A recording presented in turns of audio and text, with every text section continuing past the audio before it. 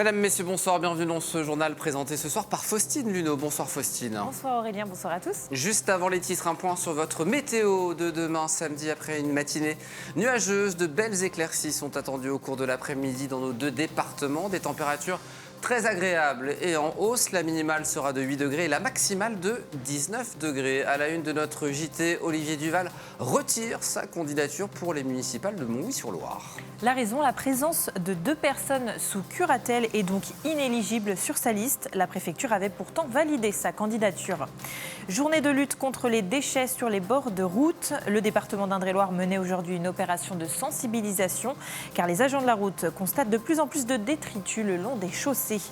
Notre premier invité sera Olivier Piqueux, manager général de l'Union Foot de Touraine. On fera un point avec lui sur la saison, alors que le prochain match samedi sera diffusé en direct sur Val-de-Loire TV, une première pour le club. Et puis découverte d'un spectacle peu commun à voir très bientôt au Minotaure à Vendôme, une pièce de théâtre sur le thème de l'autopsie. Première création de Martine Barrientos, metteur en scène avec la compagnie à crâne ouvert. Et puis notre séquence, on vous répond avec la question du soir. Pourquoi sommes-nous en manque d'œufs dans les rayons? On posera la question à notre spécialiste conso, Joël Constanza, qui sera sur notre plateau à la fin de ce journal. Mais d'abord, la ville de Montlouis-sur-Loire n'aura finalement qu'un seul candidat au municipal. Car Olivier Duval, candidat tête de la liste Montlouis pour tous, a annoncé se retirer de la course à l'élection.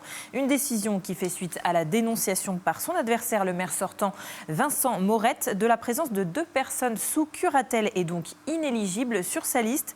La préfecture avait pourtant validé sa candidature. Hélène Chaplet. À Montlouis-sur-Loire, le 2e candidat au municipal n'aura même pas eu le temps de coller ses affiches sur ses panneaux électoraux. Olivier Duval l'a annoncé ce vendredi matin, il se retire de la campagne.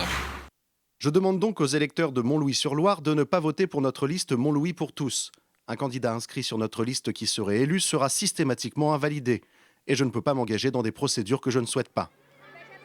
Au cœur du problème, 2 des candidats inscrits sur la liste Montlouis pour tous sont sous curatelle, une protection qui les empêche d'être conseillers municipaux. Pour le premier tour, le 15 mars prochain, il n'y aura donc plus qu'une liste à Montlouis, celle du maire sortant, Vincent Morette. Un désistement qui lui donne son ticket pour un 3e mandat. La démocratie, c'est quelque chose d'important. Une liste qui se retire, ça interroge toujours. Mais la démocratie, c'est aussi faire en sorte que les élections se passent dans des conditions réglementaires et que si une liste est illégale, c'est normal que cette liste se retire. L'article L230 du Code électoral indique dans sa dernière version que les individus privés du droit électoral, mais aussi les majeurs placés sous tutelle et curatelle, ne peuvent pas être conseillers municipaux. Une information inconnue du candidat Duval qui parle d'une erreur involontaire. Et toujours les municipales, cette fois-ci à Tours. Un débat public organisé par La Nouvelle République va avoir lieu entre 6 des 8 candidats. Ce sera mardi 10 mars 2026 à 18h30 à la salle Thélème, rue des Tanneurs. Il est possible de s'inscrire pour y assister. Écoutez Emmanuelle Pavillon, directrice départementale de La Nouvelle République d'Indre-et-Loire. L'idée, c'est d'avoir dans la salle 6 candidats à ces élections, à ces municipales, et puis de confronter leurs idées une dernière fois peut-être avant le premier tour du scrutin le dimanche d'après. On a cette fois proposé à nos lecteurs de nous poser toutes les questions qu'ils voulaient poser à leurs candidats en leur disant qu'on allait les transmettre. On va faire ce débat avec une partie des candidats. On a choisi des gens qui ont été déjà élus, qui ont des groupes à l'Assemblée nationale, qui ont déjà une représentation. Avec eux, on va faire un débat. Il y aura un compte-rendu dans nos colonnes. Et puis les autres, on va leur soumettre les mêmes questions et on aura aussi un compte-rendu dans nos colonnes de manière à ce que tout le monde ait la même chose. Et puis on transmettra à tous, aux 8, les questions de nos lecteurs. L'un des vice-présidents à la Chambre d'agriculture d'Indre-et-Loire démissionne. Le contexte pose question. Il s'agit de Jérôme L'Espagnol, élu de la coordination rurale 37. Sa démission, officiellement pour raisons personnelles et médicales, a lieu alors qu'une femme l'accuse d'harcèlement sexuel, des faits qui auraient eu lieu le 22 février dernier lors du Salon de l'Agriculture, selon nos confrères d'ici Touraine, et qui auraient aussi précipité la démission de la présidente du comité directeur de la coordination rurale, Véronique Lefloc, qui se dit usée par les attaques sexistes dont elle dit avoir été victime durant son mandat. Une enquête interne au sein de la coordination rurale va être diligentée. On va parler à présent de cette journée nationale pour sensibiliser à la lutte contre les déchets sur les bords de route. Car les premiers impactés, ce sont les agents chargés de l'entretien qui constatent depuis plusieurs années un retour en hausse des déchets en bord de chaussée. Alors en moyenne, 500 kilos de déchets par kilomètre en France. Des dépôts qui traduisent un manque de civisme criant. 22% des Français reconnaîtraient jeter des choses par la fenêtre de leur voiture. Romain Delville a suivi une opération nettoyage avec les agents du département d'Indre-et-Loire. C'est une opération grand nettoyage d'avant-printemps. En fait, les agents du conseil départemental sont contraints de nettoyer les bords de route tout au long de l'année. Sur 800 mètres, il y a quand même pas loin d'une dizaine de sacs pleins, des gros déchets comme on a là achetés sur le bord de la route. Nous, les déchets, ça fait partie de notre quotidien, on en fait toutes les semaines, surtout sur les collectes des poubelles, des parkings, des aires de repos, où on voit très bien les gens, malheureusement, jettent leurs poubelles personnelles. On voit une poubelle, on s'emmerde même pas à l'ouvrir, on la met dedans, et puis on met que ça au pied, on récupère de tout, du bidon d'huile usagé, des fûts de 200 litres. On voit, et puis ça nous génère quand même des ramassages entre 4 et 500 kilos par semaine. Si le conseil départemental a lancé cette journée de sensibilisation aux déchets sur les bords des routes il y a 4 ans, ce n'est pas un hasard. Alors que ce type d'incivilité semblait baisser, elles sont remontées en flèche. Je dois dire que la crise Covid a changé des comportements. Il y a beaucoup plus de légèreté, beaucoup moins de respect et là les déchets en font effectivement partie. Nous ne devrions pas consacrer du temps à ramasser les déchets. Parallèlement, la Fondation Vinci Autoroute est associée à cette journée de sensibilisation car elle connaît les mêmes problèmes sur son réseau. Aujourd'hui, le but, c'est de sensibiliser nos usagers à ce fléau qu'est encore de jeter ces déchets par les fenêtres. Aujourd'hui encore, 37% des gens déclarent avoir jeté ces déchets sur la voie publique et un Français sur 5 déclare encore jeter ses mégots par la fenêtre de sa voiture. On est en 2026.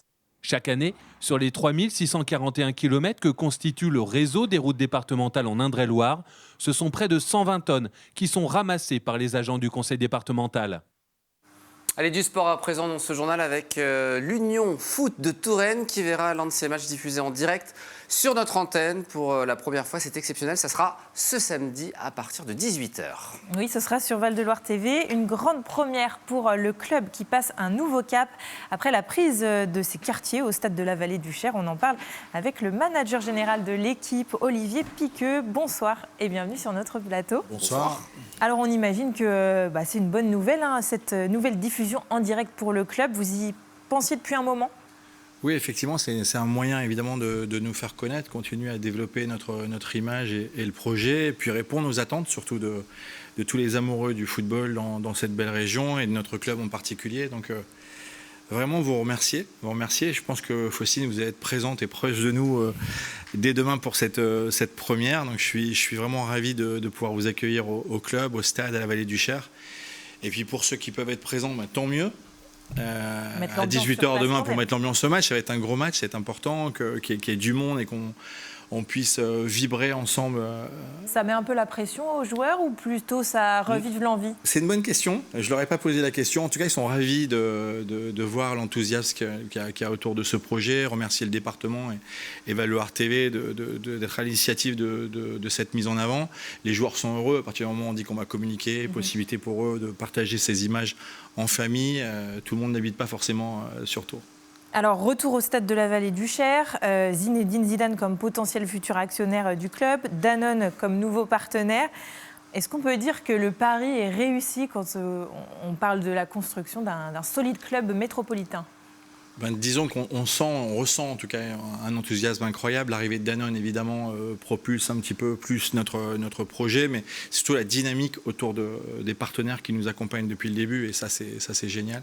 Nos supporters de plus en plus nombreux, il fallait retrouver quelque chose de très positif avec la création de ce club. N'oubliez pas, UFT, c'est une création en avril 2025. Donc voilà ce qu'on reçoit, ce que je reçois et ce que nous recevons au quotidien, c'est des messages de bienveillance et d'amour presque depuis notre création et notre arrivée à la Vallée. Justement, comment vous expliquez cette fédération des supporters autour du club qui est pourtant un projet nouveau là ? D'abord parce que la Touraine Et la ville de Tours adore le foot et le sport en général. Et donc notre arrivée, après des moments peut-être un peu plus difficiles, nous a permis de pouvoir générer quelque chose d'un élan très positif de tous les supporters qui sont là. On le voit encore sur les images. C'était 500 personnes. Oui, contre Troyes, notamment en Coupe de France. Plus de 3000 personnes pour le premier match à la Vallée du Cher. Voilà, on a encore des abonnés qui viennent cette semaine s'abonner pour être dans le sprint final. Il nous restera 5 matchs à la Vallée du Cher, une possibilité, pourquoi pas, de monter dès la première année. Et il va falloir qu'on crée cet exploit, parce que je considère que c'est un exploit d'être devant alors que le club vient de naître. Parce que vous êtes 3e au classement actuellement avec 5 points de retard sur le premier. Vous avez perdu votre premier match depuis novembre. Depuis 5 mois, oui. Le mois dernier. Mais vous avez toujours cette ambition d'atteindre le haut du classement. Oui, on a eu un parcours après la trêve un peu bizarre, c'est qu'il y a eu 3 matchs de remis à cause des intempéries. Il fallait s'adapter, 3 matchs, c'est énorme. J'avais jamais vécu ça sportivement et je pense qu'aucun joueur ne l'a vécu jusqu'à présent. On a essayé de s'organiser, on n'avait pas perdu depuis longtemps, on a perdu la semaine dernière, mais on n'avait pas perdu depuis 5 mois, donc c'est l'opportunité aujourd'hui, plutôt demain, de relever le défi contre une belle équipe de Chaland. Et le challenge va être important et difficile et il va falloir que le club soit vibre demain et ça sera évidemment... Justement, avec tous ces reports, vous avez, l'équipe a joué moins de matchs. Ouais. Les Tourangeaux ont joué 2 matchs depuis début février contre 4 pour Chaland. Est-ce que c'est en la défaveur ou en la faveur des Tourangeaux ? Nous l'avons organisé dans la communication comme quelque chose de très positif. On peut regarder les chevaux partir devant, mais effectivement, c'est quelque chose qu'il faut gérer dans la capacité athlétique à pouvoir répondre présent. Les joueurs sont concentrés, le coach a fait un super travail pour pouvoir travailler et essayer de combler ce retard. Rien n'empêche la compétition, rien ne remplacera la compétition. Maintenant, on va jouer quasiment toutes les semaines et je trouve que c'est un avantage de finir fort, de ne pas avoir de trous dans notre saison jusqu'au 16 mai. Il nous reste 11 matchs du championnat, 33 points à prendre et j'espère être en capacité à vous dire que le 16 mai, notre exploit est réalisé. Pour le moment, on doit regarder les équipes devant. Ils ont, comme vous l'avez dit, 2 matchs de plus que nous. Mais le challenge est magnifique et la difficulté belle à relever, le défi sympa à relever, pardon. Mais on suivra tout ça samedi. Merci beaucoup Olivier Piqueux d'être venu sur notre plateau. Rendez-vous donc demain soir 18h sur Val de Loire TV pour suivre en direct ce match de l'UFT face à Chaland et que j'aurai le plaisir de commenter avec Paul Villemain, journaliste sportif à la Nouvelle République. On sera tous devant notre écran ou au stade de la Vallée du Cher. Merci beaucoup en tout cas d'être venu sur notre plateau.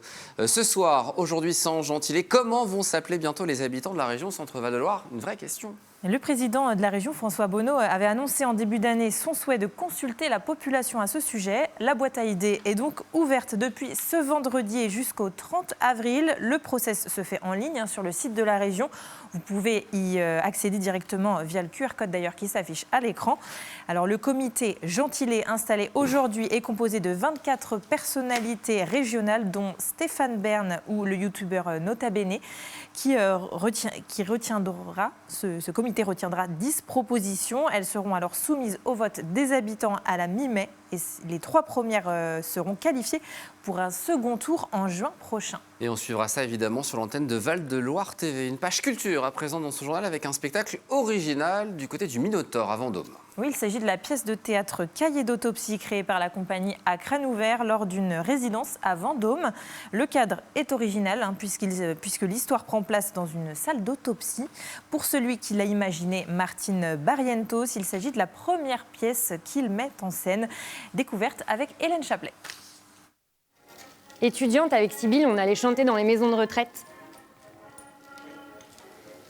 On venait à quelques-uns de la chorale et on faisait ce qu'on savait faire. Mal. Moi, je chantais, Sybille jouait de l'accordéon.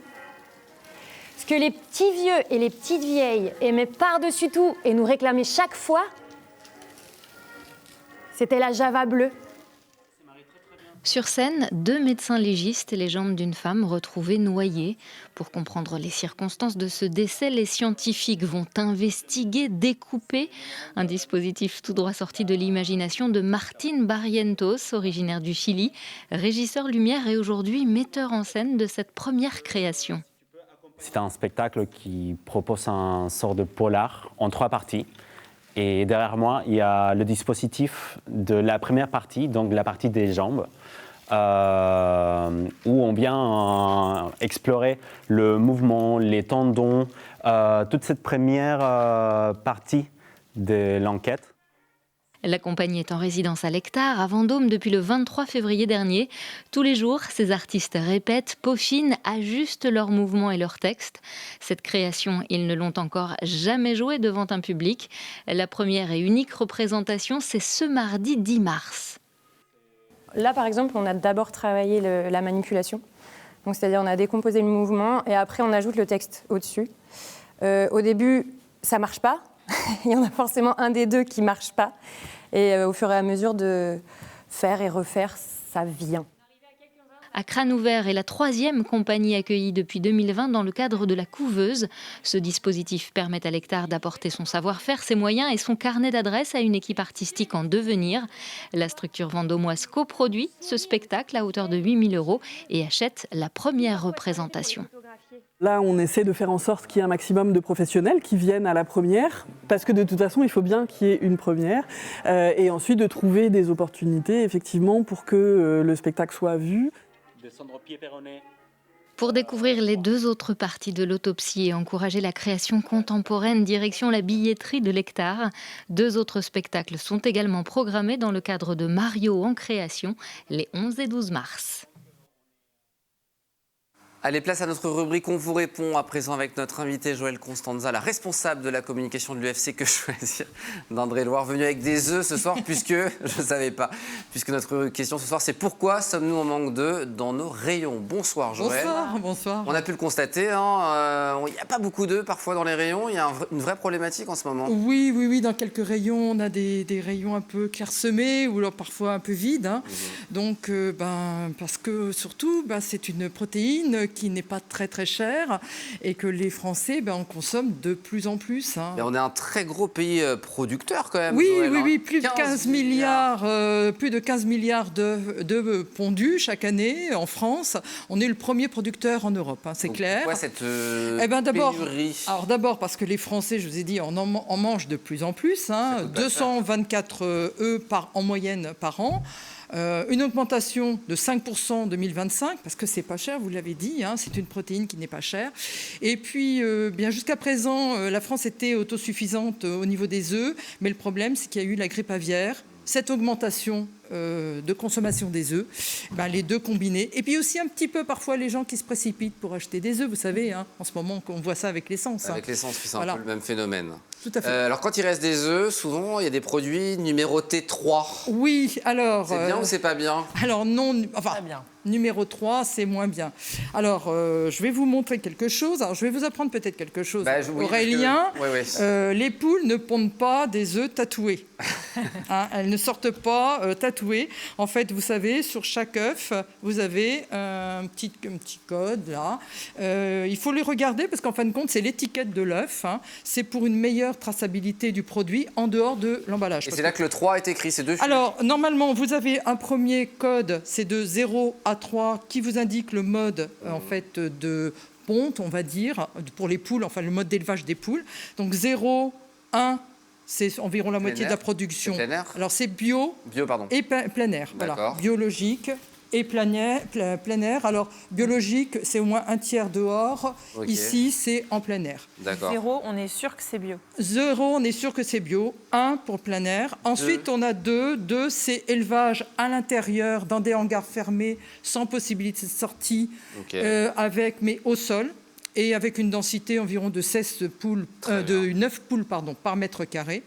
Et puis le moins bon, d'après moi, hein, le moins bon, c'est code 3, c'est-à-dire des poules élevées en cage qui ne sortent jamais, donc dans des bâtiments fermés. Et là, avec une densité de 16 poules au mètre carré. Donc inutile de vous dire, ça fait une poule par page. Il y a 2 lettres aussi à retenir pour alors, en effet, l'origine de merci.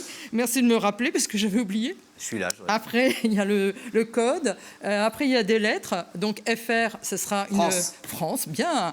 UA, ça sera ukrainien. PT, ça sera Portugal, etc. BE, belge, etc. Alors, justement, vous parlez de l'Ukraine. En 2025, le Comité national pour la promotion de l'œuf a dénoncé à plusieurs reprises la présence d'Ukrainiens dans les rayons de certains magasins de la grande distribution. C'est quoi le problème? Alors, le problème, d'abord, l'Ukraine est un gros producteur d'œufs aussi, de tout temps. Il exportait une partie de sa production en Europe. Et puis, depuis l'invasion par l'armée russe, en fait, l'Union européenne avait enlevé les taxes, certaines taxes sur des produits agricoles, dont les œufs. Donc, en fait, on a eu plus d'œufs qui sont arrivés sur le marché. Alors, bien sûr, les agriculteurs français n'ont pas été très, très contents. C'était un peu de la concurrence.